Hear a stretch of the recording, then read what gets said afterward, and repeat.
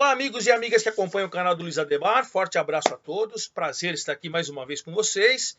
E hoje falando do São Paulo.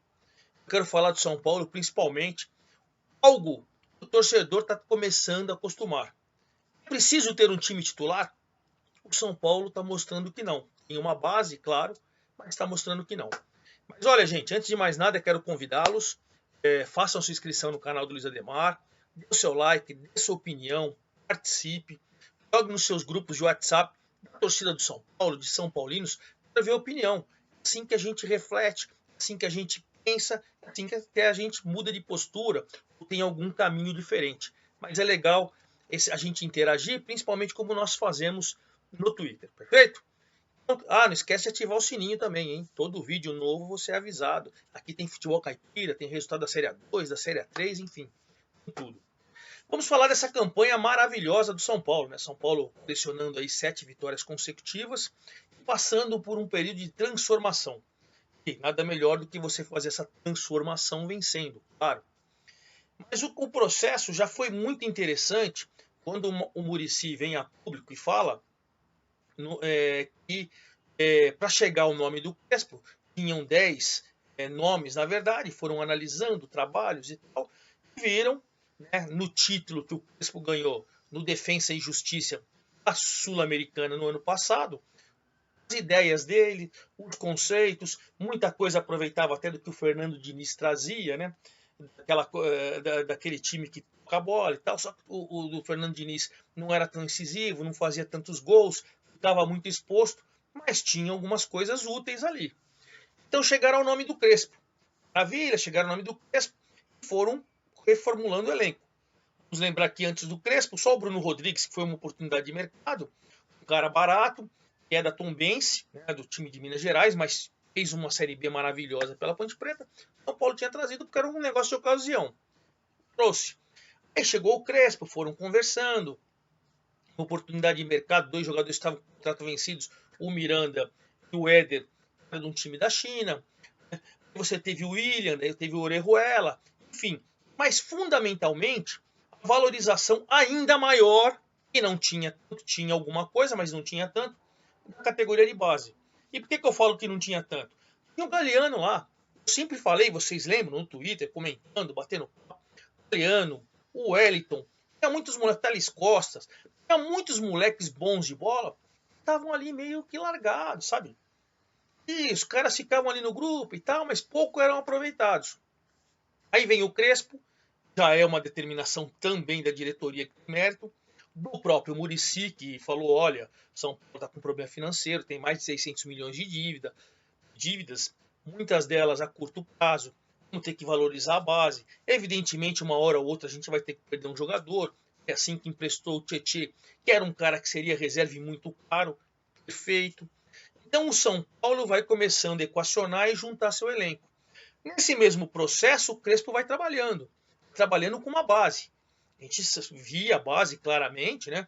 Os dois laterais, o Igor Vinícius com o Reinaldo, o Volpi no gol, os 3 zagueiros com o Miranda fora de forma. Você tinha o Arboleda, o Bruno Alves e o Léo, beleza. Aí você no meio campo, todo mundo esperava ali algumas modificações. Ele veio com o Luan, ele veio com o Nestor, né, com o Rodrigo Nestor, que muito interessante, o Igor Gomes. Aí no ataque ele efetivou ali o Pablo, conversou muito com o Pablo junto com o Luciano. Enfim, o time foi, mesmo chegando o Benítez, também ainda acertando, adaptando. Aí você foi vendo uma base. Mas essa base, São Paulo jogou o primeiro jogo do Campeonato Paulista com o Botafogo com um time, jogou o segundo jogo com outro time, aí já contra o Guarani já vem um time todo reserva, muitos garotos, com muitos testes, o Éder que entrando sempre bem, né, dando oportunidade, o Benítez também que ainda estava fora de forma, o William e o Orejuela não foram inscritos no Paulistão, uma estupidez, né? Você não pode inscrever todos os seus jogadores, limitar, enfim. A federação tem que rever essa situação. Mas os dois não foram inscritos, foram na Libertadores, mas não foram.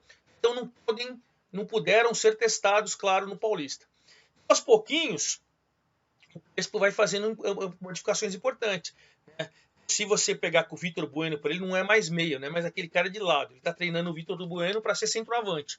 Pô, Não dá para você falar com o Crespo o que é ser centroavante. O cara foi um baita centroavante de Copa do Mundo, de futebol europeu, um argentino extremamente bom de bola e artilheiro por onde passou. Vitor Bueno por ali, começou a trazer o Wellington, o Galeano. O Galeano chegou a jogar de ala pela direita, vamos lembrar. Chegou a jogar aberto pelos lados. Agora contra o Ituano foi centroavante. Então vejam os testes que vão sendo feitos. O próprio Léo, que é lateral esquerdo de origem, fica como zagueiro pela esquerda, muitas vezes se transforma até num lateral, e o Reinaldo fica mais ofensivamente. Enfim, veio um esquema tático diferente, com 3 zagueiros, e aí que é o X da questão. O Crespo está mostrando que não é preciso ter um time titular. Você sabe mais ou menos a base. Você sabe quem são pelo menos uns 7, 8 jogadores que, quando estiverem muito bem, dificilmente sairão no time. Dificilmente? Será? Por que eu estou falando isso? Porque a sequência de jogos não é agora. Veio o Paulistão, jogo de assim, dia não, dia sim, dia não.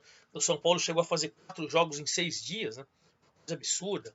Mas, enfim, é um ritmo alucinante. Mas logo, assim que acabar o Paulistão, você vai ter Copa do Brasil, Brasileiro e Libertadores. Então a maratona não vai parar. Então, até por isso, o Crespo vem, mesmo que sejam uma peça, 2 peças, 3 peças. Contra o Ituano, por exemplo, o Guarani ele radicalizou. Os 11 titulares foram jogadores que não estavam jogando. Ele radicalizou. Já contra o Ituano, o Benítez, que tinha jogado na Libertadores, a tendência que seja até um titular dele, jogou. O Lisiero, que foi a grande surpresa na Libertadores, jogou. E aí você fica lá, pô, o Léo jogou, mas o Léo foi expulso no primeiro jogo da Libertadores, fora. Então você vê que ele está testando algumas situações. Chega na Libertadores, aí que é o grande X da questão. Você vai falar, pô, temos um time titular. Eu conheço o teu time titular. Beleza, beleza, beleza. Você chega lá, o Lisiero está no lugar do Rodrigo Nestor. Todo mundo, mas Lisiero voltando de lesão. O Igor Gomes saiu para a entrada do Benítez. Os dois jogaram uma barbaridade. Os dois jogaram uma barbaridade na estreia do São Paulo da Libertadores. O Orejuela não pôde estrear porque ainda está machucado. O William entrou no segundo tempo, entrou bem, mas entrou já numa reta final do segundo tempo. Você tem que avaliar um pouquinho mais, né? O Paulista não pode jogar. Também já deu a sua participação, sua contribuição.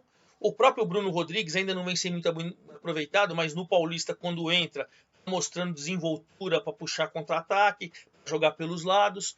Enfim, se a gente for ver um rol, né, você incluindo aí o William, que jogou na Libertadores, o Thales Costa, que está jogando junto com o Diego Costa, junto com o Rodrigo, junto com o Lucas Perry.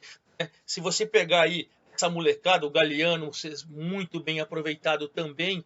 Então você vai ver, Vitinho agora, moleque da base, sendo aproveitado, o Wellington. São Paulo vai tendo outras opções. O elenco está competente, o elenco está forte. Você pode ter uma base do seu time, mas com o São Paulo, do Crespo, você não vai, com os titulares, você vai acabar acertando. Por exemplo, pelo que eu tenho visto, né, até pelo jogo de Ituano, será que ele vai continuar com o Lisiero e o Benítez? Provavelmente. Mas será que ele não vai tirar o Lisiero e colocar o Nestor, que quando entra muito bem? Não sabe. O São Paulo jogou fora de casa a estreia da Libertadores. Agora joga dentro de casa. De repente ele pode ser até um pouquinho mais ofensivo. Segura um pouco o Luan e libera para ser mais ofensivo até. O Nestor, que tem mais chegada do que o Lisiero, embora os dois sejam 2 moleques competentes e bons de bola. O Benítez vai continuar? E aí? E o Pablo? Que ficou machucado e tal. Será que vai continuar o Pablo ali no ataque com o Luciano? Será que ele, de repente, ele não pode dar uma oportunidade para o Éder? Ou para o próprio Galeano, que jogou muita bola no Ituano? Notem que o São Paulo vai tendo opções. O São Paulo vai ter elenco qualificado. O Tia tá mais do que a cara. E eu estava batendo nessa tecla com o Diniz no ano passado. Cadê o Galeano? O Wellington é capitão da seleção brasileira sub-20. Cadê esse moleque? Você tem o Thales Costa, que joga muito. A gente falando direto, o próprio Vitinho, que São Paulo não tinha opção pelos lados, o Vitinho, que tem o Bruno Rodrigues, mas que não é da base, mas o Vitinho também. O Nestor, gente. O Rodrigo Nestor, olha que joga demais.